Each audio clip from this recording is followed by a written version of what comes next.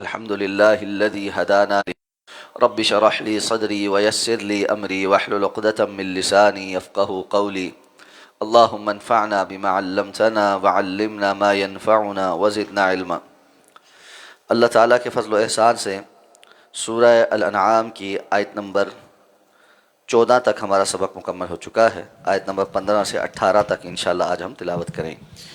اعوذ باللہ من الشیطان الرجیم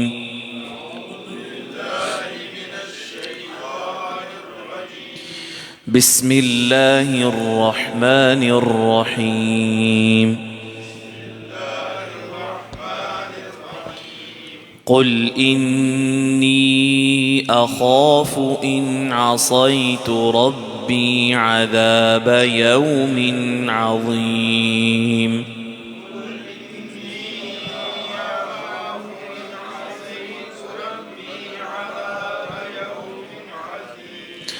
من يصرف عنه يومئذ فقد رحمه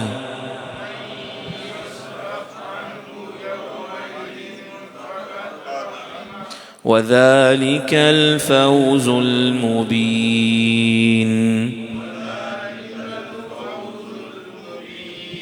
وإن يمسسك الله بضر فلا كاشف له إلا هو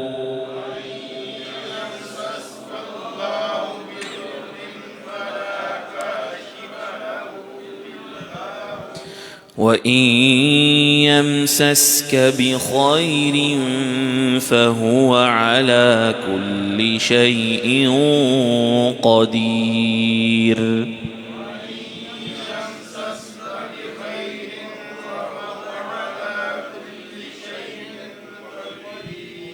وَهُوَ الْقَاهِرُ فَوْقَ عِبَادِهِ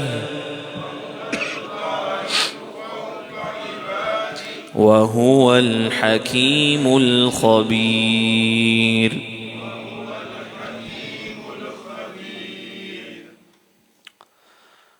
قل کہہ دیجئے انی اخاف، یقیناً میں خوف کھاتا ہوں، ان عصیت ربی، کہ اگر میں اپنے رب کی معصیت کروں، عذاب یوم عظیم، عذاب کا بڑے دن کے، من یصرف عنہ، جس پر سے وہ ہٹا دیا جائے، ٹال دیا جائے، یوم دن، اس دن، فقد رحمہ، البتہ وہی رحم کر دیا گیا ہے، وذالک الفوز المبین، اور یہی کھلی کامیابی ہے۔ وَإِن يَمْسَسْكَ اللَّهُ بِضُرٍّ، اور اگر اللہ آپ کو کوئی نقصان پہنچانا چاہے، فَلَا كَاشِفَ لَهُ، تو پس کوئی اس کو ہٹانے والا نہیں، إِلَّا هُ، سوائے اس کے۔ وَإِن يَمْسَسْكَ بِخَيْرٍ، اور اگر وہ آپ کو کوئی خیر پہنچانا چاہے، فَهُوَ عَلَى كُلِّ شَيْءٍ قَدِيرٌ، تو پس وہ ہر چیز کے اوپر قادر ہے۔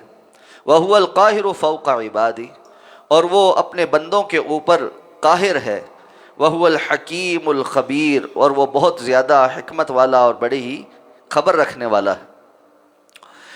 گزشتہ آیات میں فرمایا کہ آسمان و زمین کی بادشاہت اللہ کی ہے، اور اللہ کے رسول صلی اللہ علیہ وسلم کو تکرار کے ساتھ کہا گیا کہ آپ کہیں کہ اللہ کی ہی ہے، اور اسی لیے اللہ تعالیٰ قیامت کے دن تمہیں اکٹھا کرے گا کہ تاکہ وہ تمہارے ساتھ انصاف کا معاملہ کرے، اور اس سب کی بنیاد پر کیا میرے لائق یہ ہے کہ میں اللہ کو چھوڑ کر کسی اور کو ولی بناؤں، جو کہ آسمان و زمین کا پیدا کرنے والا ہے، اور وہ کھلاتا ہے، اور جبکہ اس کو کھلایا نہیں جاتا۔ اور فرمایا کہ آپ کہہ دیجئے کہ مجھے یہ کہا گیا ہے کہ میں سب سے پہلے سر تسلیم خم کرنے والوں میں سے ہو جاؤں، اور فرمایا آپ مشرکوں میں سے نہ ہوں۔ اسی کے استمرار میں آگے چلتے ہوئے فرمایا قل، کہہ دیجئے، اللہ کے رسول آپ کہی کہ اگر میں بھی اپنے رب کی معصیت کا ارتکاب کروں تو مجھے اس بڑے دن یعنی قیامت کے دن کے عذاب کا ڈر ہے۔ یعنی رسول اللہ صلی اللہ علیہ وسلم کی زبانی یہ کہلوایا جا رہا ہے کہ اگر اللہ کی سب سے محبوب ترین ہستی امام الانبیاء، جن سے اللہ کی معصیت کا شائبہ بھی نہیں، لیکن اگر وہ بھی بالفرض ایسا کریں کہ اللہ رب العزت کی معصیت کریں، اور چونکہ پیچھے کہا گیا فلا تکونن من المشرکین، تو یہاں پر اس معصیت کا اصل معنی شرک کا ارتکاب ہوگا. تو ایسی کبیرہ بڑے گناہوں کا ارتکاب اگر نبی اور رسول بھی کریں تو وہ بھی قیامت کے دن کے عذاب سے ڈرتے ہیں کہ اللہ کی پکڑ ان کو بھی لپیٹ میں لے گی، کہ قیامت کے دن اللہ رب العزت نے انصاف کرنا ہے اور عدل و انصاف کے تقاضے پورے کرنے. ایسا نہیں ہے کہ اللہ کے ہاں کچھ لوگوں کے لیے پیمانہ کچھ اور ہو اور باقیوں کے لیے کچھ اور ہو. اللہ تعالیٰ بعض مشرکوں کو معاف کر دے اور بعض مشرکوں کی پکڑ کرے. شرک ایسا گناہ ہے اور ایسا ظلم ہے کہ جس پر اللہ نے سب کی پکڑ کرنی. اس لیے فرمایا کہ اگر اللہ کے رسول آپ کہیے میں بھی اللہ کی معصیت کا ارتکاب کروں تو مجھے اللہ کی پکڑ کا ڈر ہے. تو ہر وہ شخص جو اس بات کا قائل ہے کہ چونکہ ہم تو فلاں فلاں سے تعلق رکھتے ہیں اس لیے ہمیں تو عذاب ہوگا ہی نہیں، اور جیسے یہود و نصارہ کہتے تھے کہ ہم ابناء اللہ و احباؤہ، اللہ کے بیٹے ہیں اور اللہ کی محبوب ترین قومیں ہیں، ہمیں تو اللہ نے عذاب دینا ہی نہیں. اللہ رب العزت نے ایسے تمام عقائد کو باطل قرار دے دی. اسی لیے رسول اللہ صلی اللہ علیہ وسلم نے اپنی بیٹی حضرت فاطمہ کو اور اپنی پھوپھی حضرت صفیہ کو کہا تھا کہ عمل کر کے آنا، اللہ کی قسم عمل کے بغیر میں اللہ کے ہاں تمہیں کوئی فائدہ نہیں پہنچا سکوں. اس لیے اللہ رب العزت کی ذات الصمد ہے، بے نیاز ہے. اللہ رب العزت قاہر فوق عبادی، آخر میں اسی لیے فرمایا وہ اپنے بندوں کے اوپر قاہر ہے، چھایا ہوا ہے، اور اللہ رب العزت دسترس رکھتا ہے، بڑی سلطنت والا، بڑے فیصلوں والا ہے، قہار ہے. اس لیے اللہ رب العزت سے پوچھا نہیں جاتا کہ اس نے ایسا کیوں کیا، اور نہ ہی کسی میں جرت ہے کہ اللہ سے پوچھے کہ ایسا اللہ رب العزت نے کیوں چاہا. اور اگر اللہ تعالیٰ کسی کو سزا دیں تو کوئی اللہ کے سامنے کھڑا ہو سکے کہ فلاں کو سزا نہیں دینی. اللہ رب العزت جس کو جیسے معاملہ کرنا چاہے، اللہ سے پوچھنے والا کوئی نہیں. ہاں اس نے اپنے عدل و انصاف کے پیمانے ضرور قائم رکھے ہیں اور وہ سب سے زیادہ انصاف کرنے والا ہے. فرمایا من یصرف عنہ یومئذ فقد رحمہ، قیامت کے روز جس سے یہ عذاب ہٹا لیا جائے وہی ہے جس پر رحم کیا گیا. تو جس پر سے عذاب ہٹا لیا گیا یہی اتنی بڑی رحمت ہے. باقی اللہ کی جنتیں اور مقامات اور درجات تو اللہ رب العزت نے اپنے فضل سے عطا فرمانے، وگرنہ اللہ کی رحمت جو اللہ نے فرمایا کہ میں نے اپنے نام پر رحمت کرنا لکھ دیا ہے، آخرت میں یہ رحمت اہل ایمان کے لیے خاص. اور اللہ تعالیٰ نے جس پر یہ رحمت کر دی اور اس پر سے عذاب ہٹا لیا اس کو اسی پر بڑا شکر ادا کرنا چاہیے. تو اس لیے فرمایا وَذَلِكَ الْفَوْزُ الْمُبِينُ، اور یہی کھلی کامیابی ہے. فَمَنْ زُحْزِحَ عَنِ النَّارِ وَأُدْخِلَ الْجَنَّةَ فَقَدْ فَازَ، جو جہنم سے بچا لیا گیا اور جنت میں داخل کر دیا گیا یقیناً وہی کامیاب ہے. تو کامیابی کی حقیقی ڈیفینیشن یہی ہے. دنیا میں ہر کوئی شخص کامیاب ہونا چاہتا ہے، اور لوگوں نے اپنے اپنے کامیابی کے معیار بنائے ہوئے ہیں. کوئی سمجھتا ہے میں فلاں جگہ پر گھر بنا لوں گا تو کامیاب ہو جاؤں گا، کوئی سمجھتا ہے میں فلاں قسم کی گاڑی لے لوں گا تو کامیاب تصور ہوں گا، کوئی کہتا ہے میرا اتنا بینک بیلنس ہو جائے گا تب میں کامیاب ہوں گا، کوئی سمجھتا ہے میری اولاد فلاں فلاں مقام اور مرتبے پہ پہنچ جائے گی، منصب پر پہنچ جائے گی پھر میں بڑا کامیاب ہو جاؤں گا، کوئی سمجھتا ہے میری فلاں ڈگری ہو جائے گی تب میں لوگوں کے ہاں کامیاب ہو جاؤں گا. اور غرض انسان کی یہ کامیابی کے تصورات دھرے کے دھرے رہ جاتے ہیں، اور وہ اس دنیا سے جانے کے موقع پہ تہی دامن ہو کر یہاں سے جاتا ہے. نہ اس کی ڈگریاں اس کے ساتھ جاتی ہیں، نہ مال دولت ساتھ جاتا ہے، نہ گھر بار ساتھ جاتے ہیں، نہ اولاد ساتھ جاتی. تنہے تنہا اس کو اللہ کے سامنے پیش ہونا ہوتا. اس لیے حقیقی کامیابی کی طرف انسان کی توجہ رہے تبھی وہ ان 2 نمبر قسم کی کامیابیوں سے اس کی طرف توجہ کرنے سے بچ سکتا ہے. وگرنہ تو دنیا ہمہ وقت اپنے تمام تیز دھار آلات تیز کر کے بیٹھی ہے اس کو کاٹنے کے لیے اور اس کو اپنے پیچھے لگانے کے لیے.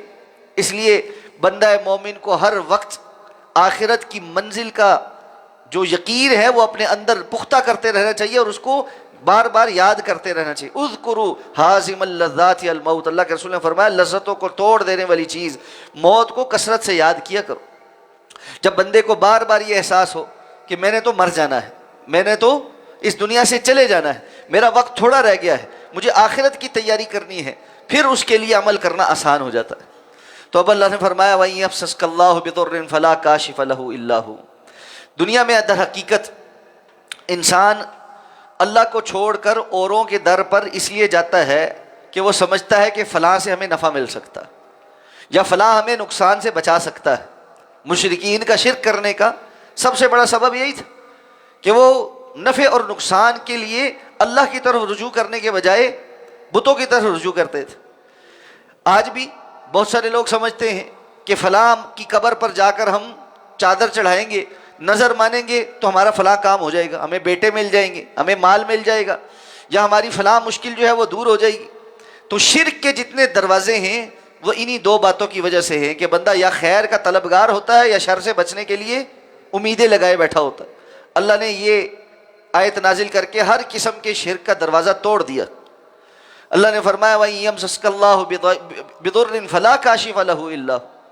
اگر آپ صلی اللہ علیہ وسلم کو بھی اللہ تعالی کوئی نقصان پہنچانا چاہیں تو اللہ کے سوا اس کو دور کرنے والا کوئی نہیں۔ مخلوق میں اللہ کے رسول صلی اللہ علیہ وسلم سے بڑھ کر کوئی ہے؟ اللہ کے آئے ہوئے فیصلے کو اللہ کے رسول بھی نہیں ٹال سکتے۔ جب اللہ رب العزت کی طرف سے آپ کے لیے آزمائش لکھی تھی تو طائف میں آپ زخمی ہوئے، تکلیف پہنچی، آپ اس کو نہیں ٹال سکے۔ جب اللہ کی طرف سے تکلیف لکھی تھی غزوہ احد میں آپ کے دندان مبارک شہید ہوئے، آپ کے 70 صحابہ شہید ہوئے، آپ اس کو نہیں ٹال سکے۔ جب اللہ رب العزت کی طرف سے تکلیف نہیں لکھی ہوئی تھی، اللہ رب العزت نے مکہ کو بغیر جنگ کے اور بغیر کسی تکلیف کے فتح کر دیا۔ اس لیے اللہ تعالیٰ نے فرمایا آپ صلی اللہ علیہ وسلم کے ساتھ بھی اگر اللہ رب العزت کسی تکلیف کا ارادہ فرما دے تو اللہ کے سوا اس کو ٹالنے والا کوئی نہیں، اور اگر آپ کو کوئی خیر پہنچانے کا اللہ ارادہ فرما دے تو وہ ہر چیز پر قادر ہے، کوئی اس خیر کو روکنے والا نہیں۔ دوسری جگہ قرآن میں مزید صراحت کر دی، صرف اللہ کے رسول کے ساتھ نہیں، ما یفتح اللہ للناس من رحمت فلا ممسک لہ، اللہ لوگوں کے لیے جس رحمت کو کھول دے اس کو بند کرنے والا کوئی نہیں، اور جس کو اللہ رب العزت بند کر دے اس کو کھولنے والا کوئی نہیں۔ اس لیے اللہ رب العزت کی اوپر ذات پر ہی بھروسہ اور توکل اور نفع نقصان کے لیے اللہ کی ذات کی طرف ہی رجوع کرنا کہ کل کائنات کا مالک اللہ ہے، اور اللہ رب العزت ہی اسباب کے اندر تاثیر بھی پیدا کرتے ہیں۔ بندے کو حقیقتاً اپنی جملہ ضروریات کے لیے اللہ کے سامنے ہی اپنی جھولی پھیلانی چاہیے، اور اسباب میں تاثیر کی دعا بھی اللہ سے ہی کرنی چاہیے، اور اللہ رب العزت ہی اس پر فضل فرماتے ہیں۔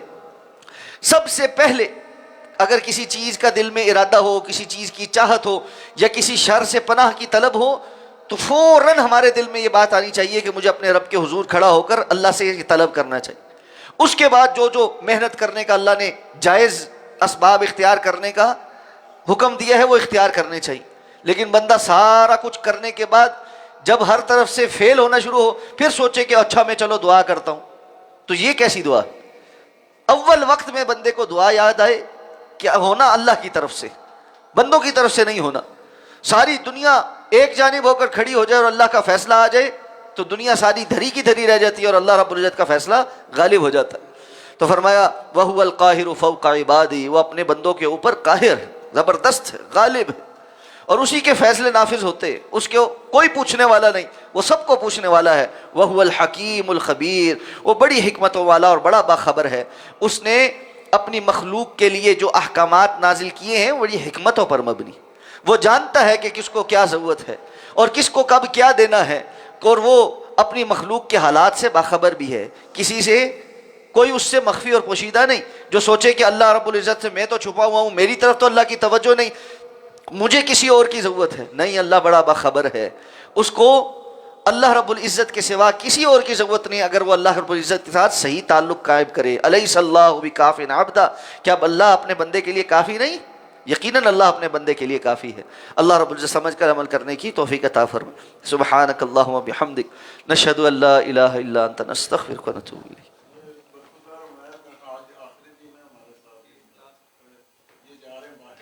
اچھا، کہاں جا رہے ہیں جی؟ تھائی لینڈ جا رہے ہیں کس کا